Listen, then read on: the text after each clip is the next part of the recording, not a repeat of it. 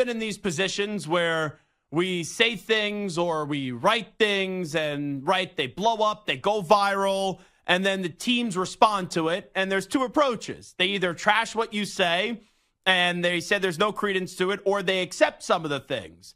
What has your reaction kind of been to the reaction that some of the higher-ups with the Bills have had to this article in the last 24 hours or so? Right. I mean, this was 21,000 words, 25 sources. We're talking players, coaches, personnel that have worked with Sean McDermott, played for him, coached with him, been around him every day. So it wasn't a positive light, obviously. The question is, what's wrong with the Bills? Like, how did they get to this point where the Super Bowl window is open? You've got Josh Allen. You've been banging on that door now for 5-6 years, really. That's kind of what drives the report in here, Zach. And it's going to drive you to some not pretty places, obviously, whether it's treatment of assistants and threatening to fire those assistants, whether it is a speech gone awry, as everybody now knows. Yeah. So I get it. It's not pretty. And he has every right to defend himself in that setting. And that's what he did today. So it's not a surprise, I guess, to answer your question. And I think that the readers can make their own judgment, right? You read the stories and the substance that is within these stories from the coach perspective, the player perspective, around the league as well.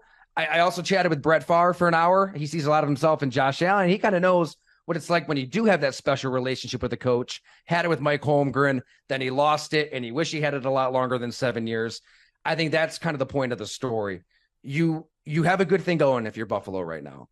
You're a 9-10 win team for a very long time, but why not challenge yourself to be something greater given your quarterback? And I think it's fear, because you even acknowledge it in the article. And I happen to be a big supporter of Sean McDermott until I read your article the other day. But even before your article comes out, it did feel like it's time to move on. But I really do think it's the fear of how many coaches they had to go through in the past. And you point out, like, McDermott did break that playoff streak of not going for 17 years, and they've always been in the playoffs.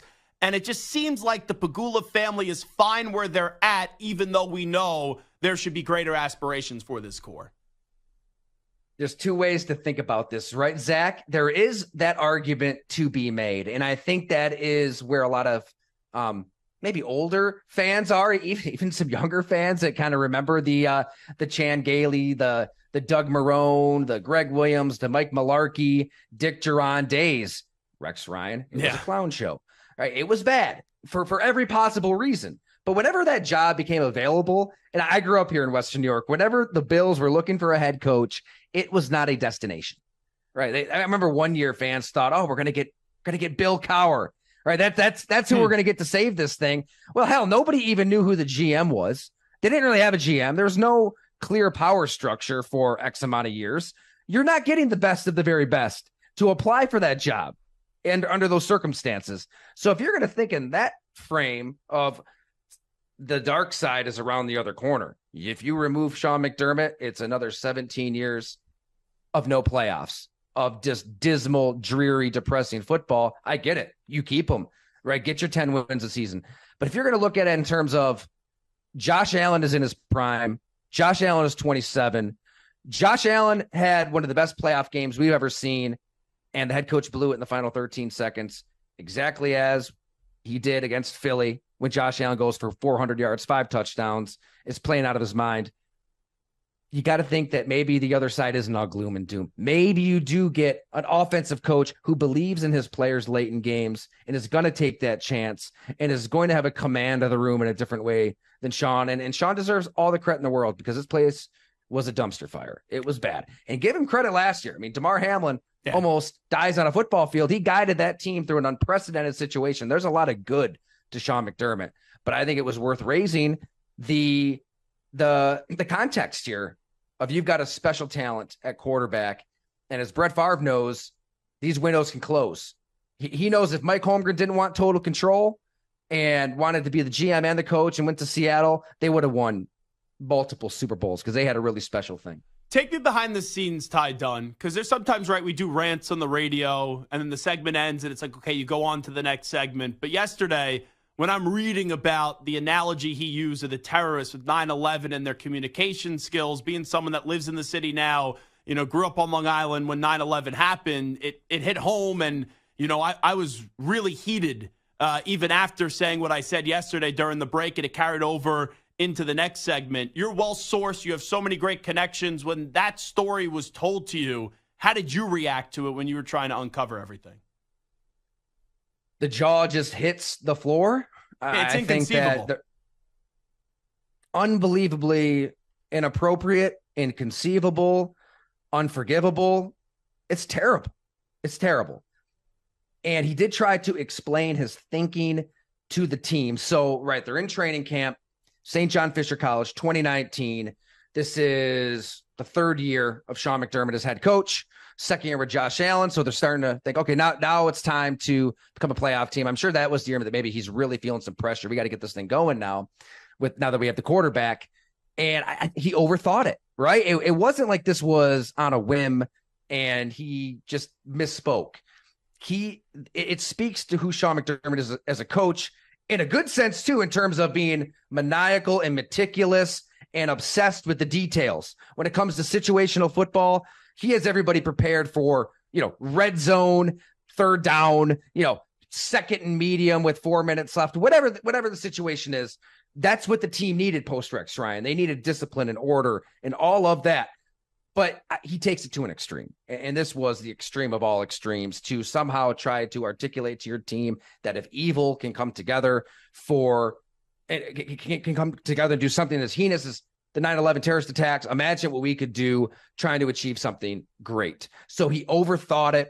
I think that is just a flaw that he has late in games, overthinking situations, and it came back to bite him. I mean, there were, granted, the team has changed a lot since then.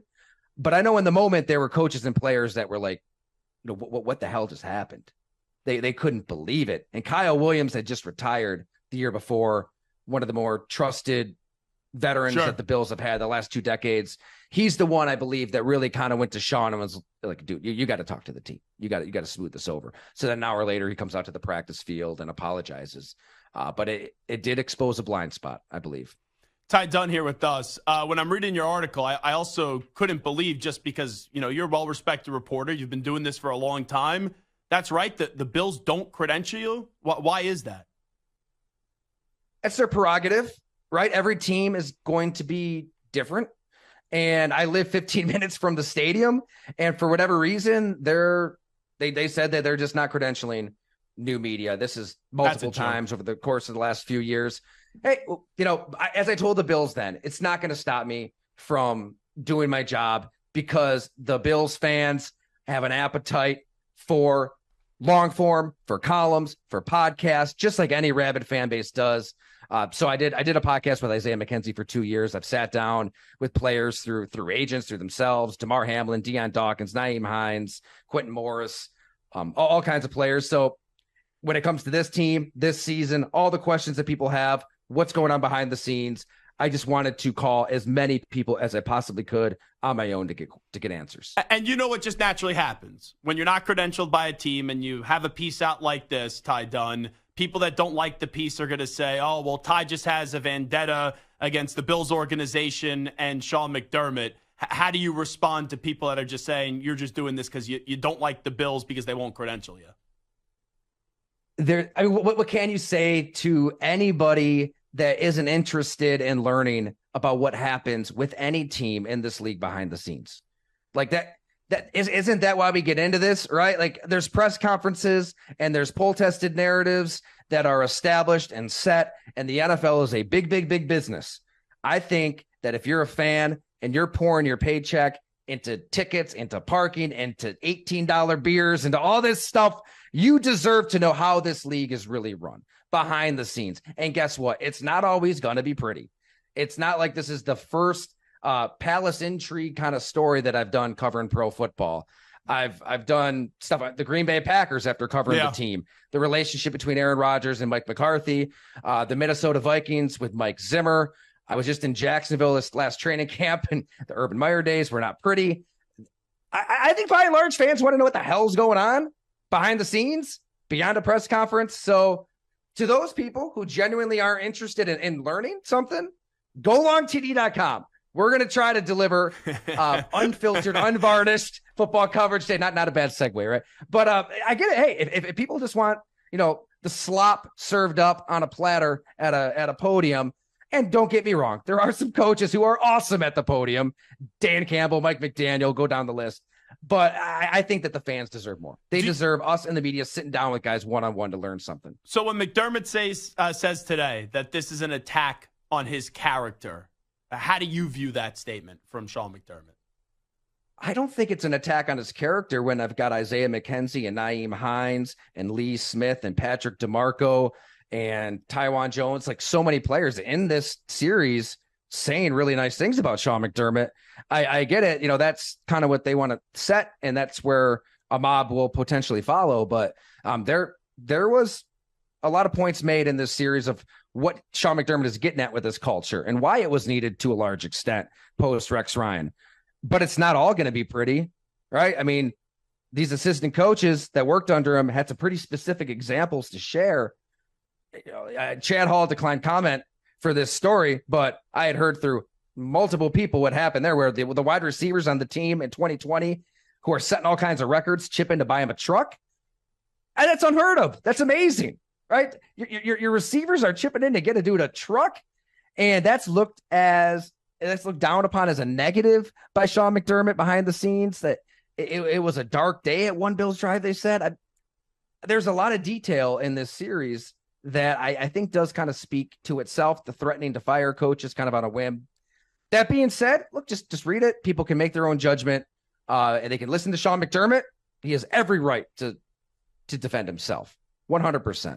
And I would absolutely welcome the opportunity to chat with him at any day, anytime. So the door isn't closed here. The door's not closed here. Go along. They won't give you a credential. I don't think they're letting you speak to the coach. It would be fun. You never know. I would love it, but I don't think that's going to happen. You never know.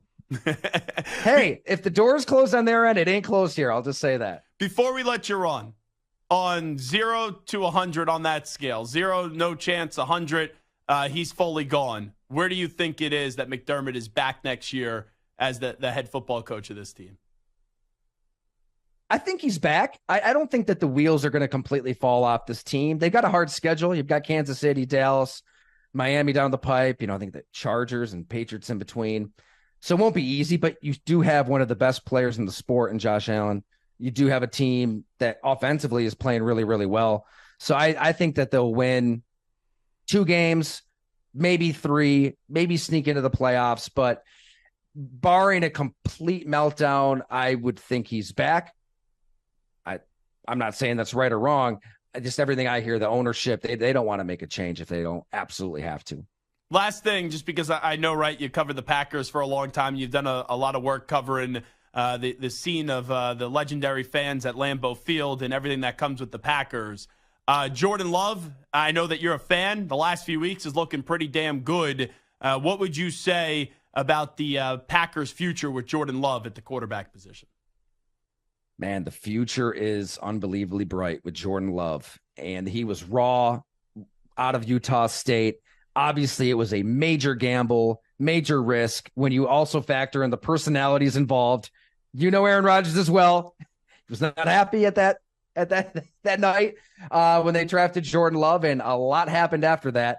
But they got to this place eventually, and they got to it at the right time. Look, they probably, in retrospect, would have loved to have taken the unlimited amount of picks and players and whatever you could have gotten in trade for Aaron Rodgers a year before they did finally trade him to the New York Jets. But the timing was probably right in terms of Jordan Love's development because he finally got his feet wet. There's been some ups and downs, but he all along had those characteristics, I think, Zach, that you just can't coach and inject into a quarterback. Mentally tough, athletic, can improvise, big arm, throws at different angles.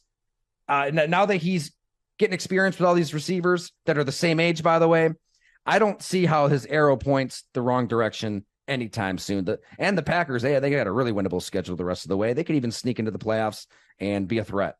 He is Ty Dunne, does a great job. Make sure you check out his website, golongtd.com, for pieces about Sean McDermott and many other NFL happenings as well. Ty, always great to connect with you. Thanks so much. Thanks so much for having me, Zach. Appreciate you.